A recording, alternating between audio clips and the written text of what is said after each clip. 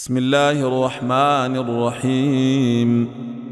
هل أتاك حديث الغاشية؟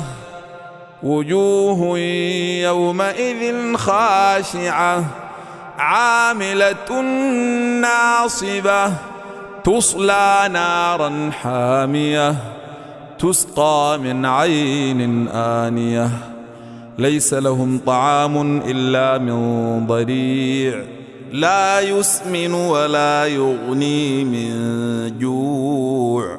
وجوه يومئذ ناعمة لسعيها راضية في جنة عالية لا يسمع فيها لاغية فيها عين جارية فيها سرر مرفوعة وأكواب موضوعة ونمارق مصفوفة وزرابي مبثوثة.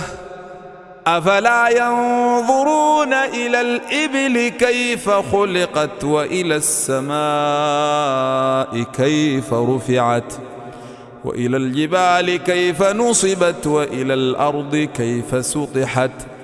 فذكر إنما أنت مذكر لست عليهم بمسيطر إلا من تولى وكفر فيعذبه الله العذاب الأكبر إن إلينا إيابهم ثم إن علينا حسابهم.